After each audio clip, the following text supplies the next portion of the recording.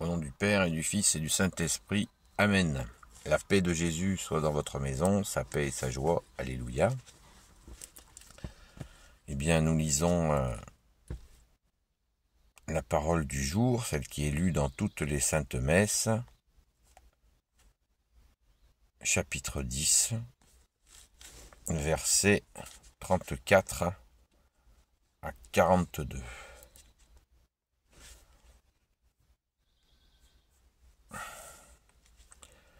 Ne croyez pas que je sois venu apporter la paix à la terre, je ne suis pas venu amener la paix, mais l'épée.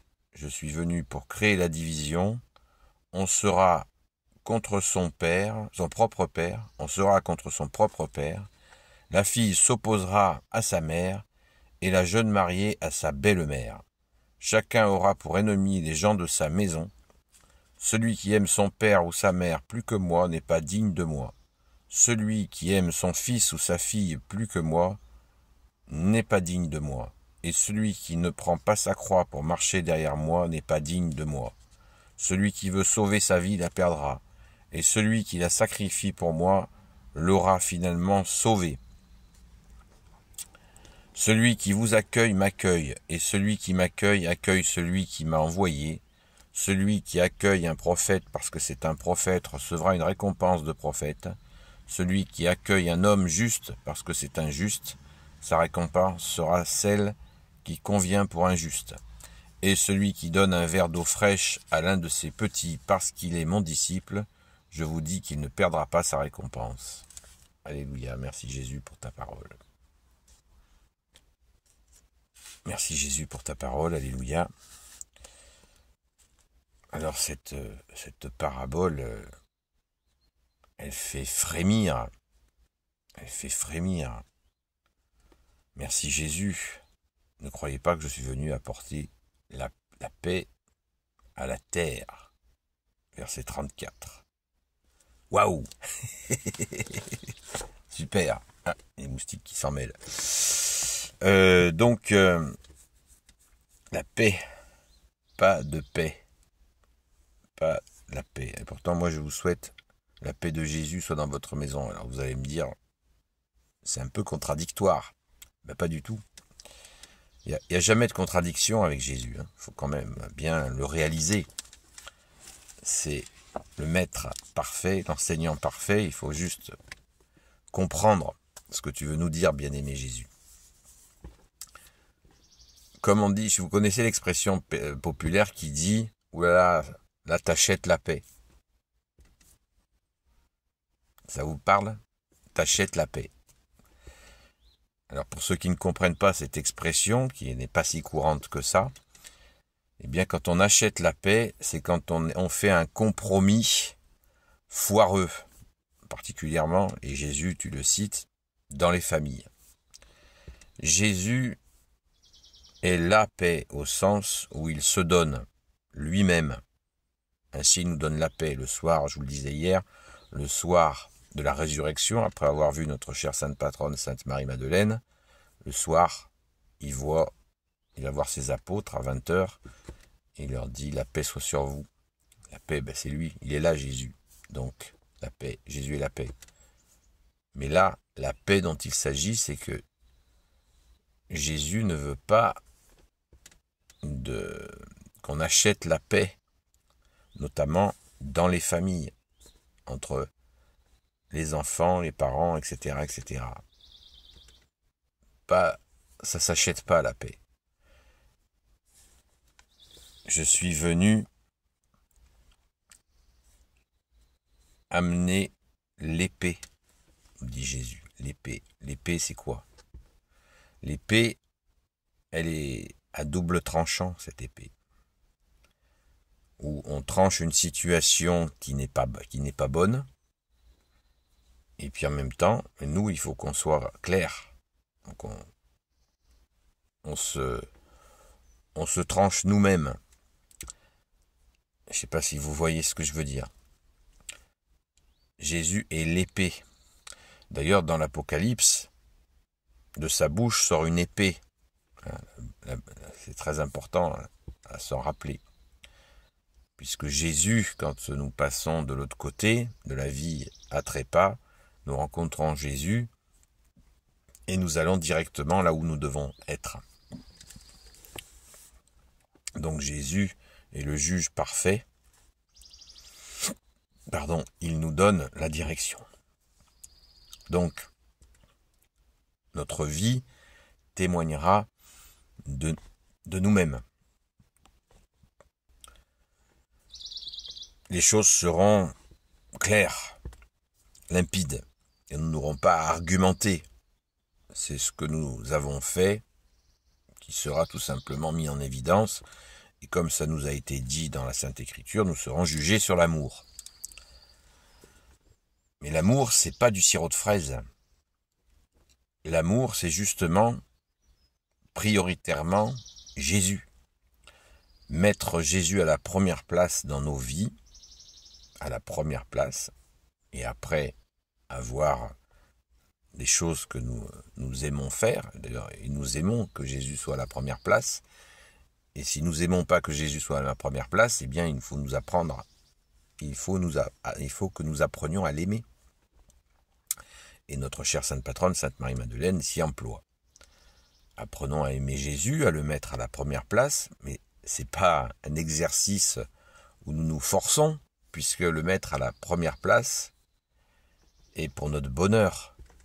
N'oublions pas cette phrase, « Cherche le royaume des cieux et sa justice, et tout vous sera surajouté. » Donc, on sait très bien que sans Jésus dans les familles, c'est la merde. Voilà. Pardon Jésus. Ça va pas. Ça ne va pas. Les familles, quand nous nous éloignons de Jésus dans nos familles, c'est le cirque incommensurable. Les choses, des histoires mêlées, entremêlées, etc. Eh bien, c'est l'épée. Il coupe. Jésus coupe. Justement, tout ce qui est entremêlé, nous remettons Jésus à la première place, comme on dit, il y a une belle expression populaire qui dit « on remet l'église au centre du village ». Ça veut dire, voilà, on remet bien la vérité que tu es Jésus, l'amour et la vérité que tu es, au centre de la famille, et après, les choses coulent, elles roulent, et pas de compromission, de perfidie, de calcul, de choses invraisemblables. Jésus en premier. Sainte Jeanne d'Arc disait « Mon Seigneur Jésus, Messire, Jésus premier servi ». Eh bien, c'est ce qu'il nous faut faire. C'est ce qu'il nous faut faire, sinon, c'est la division et la destruction. Parce que si nous ne mettons pas Jésus au centre de nos familles, eh bien, c'est la destruction qui est sur la route, quoi. C'est ce qui va arriver. Les familles vont se disloquer à force de tension, de calcul, de non-pardon, de rancœur, etc., etc.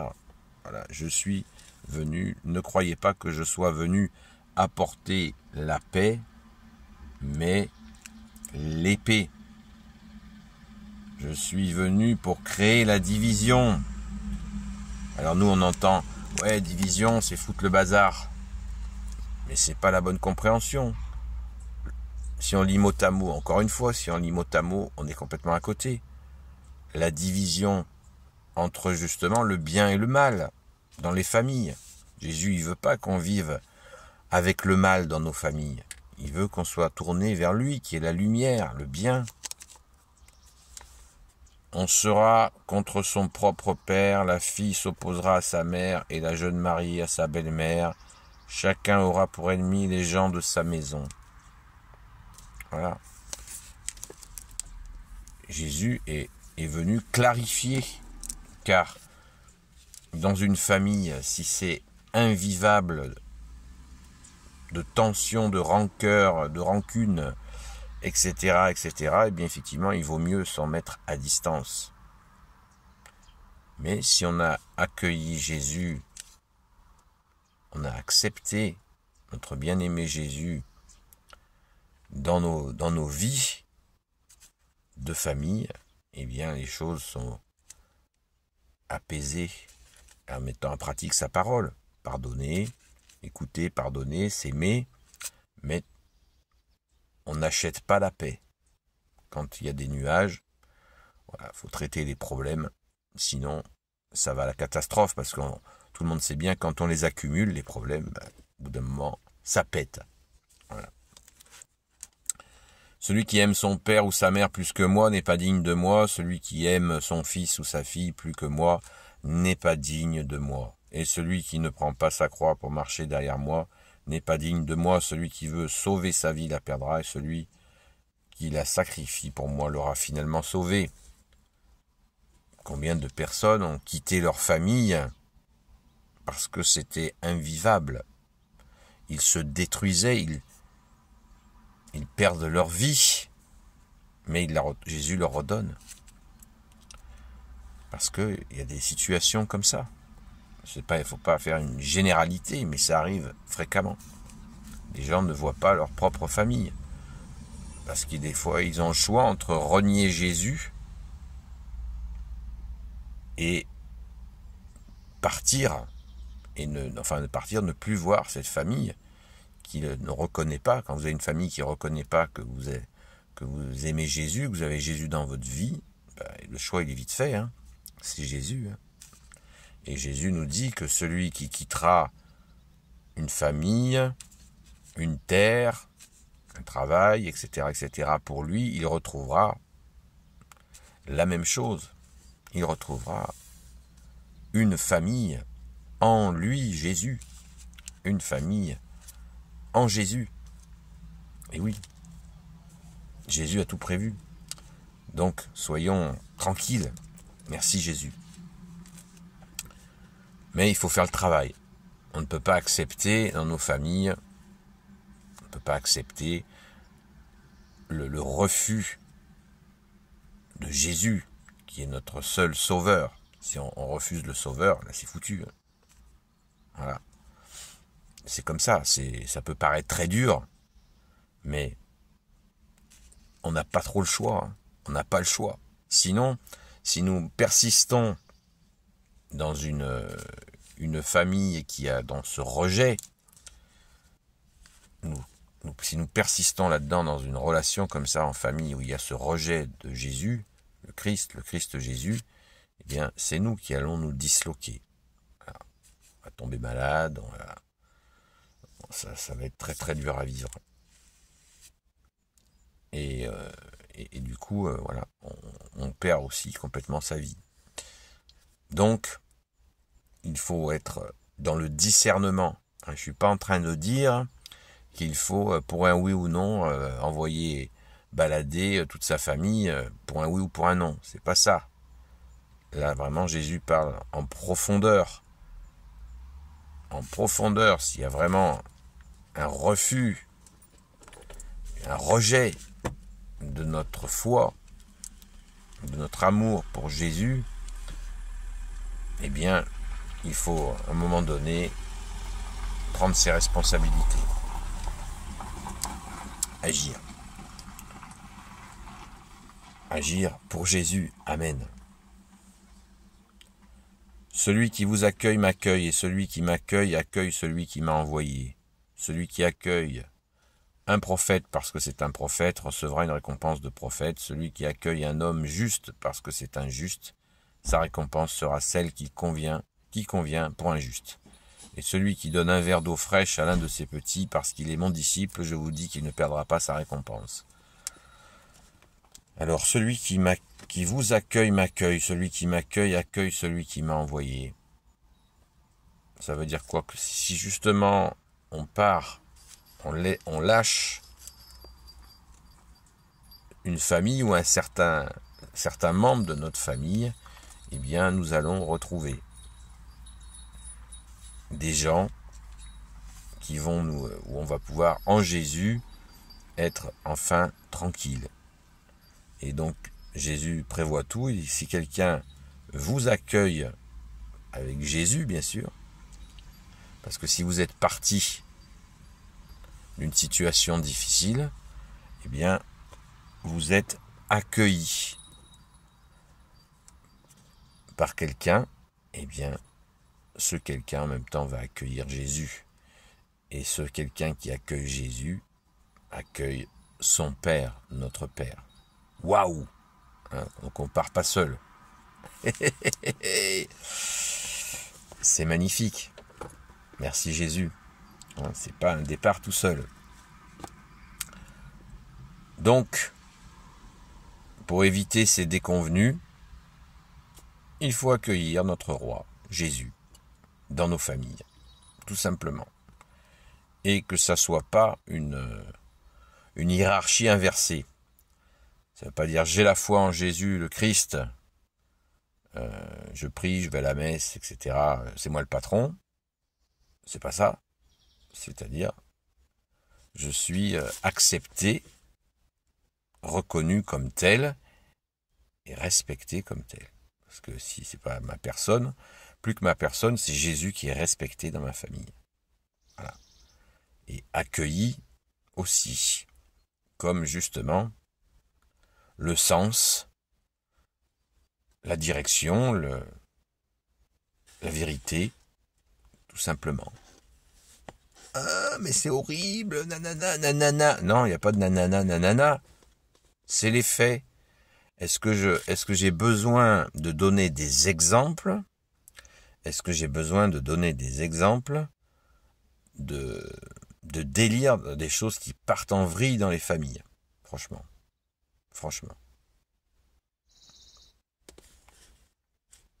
Alors certains objecteront en disant mais moi j'ai une famille, on n'a pas de problème particulier.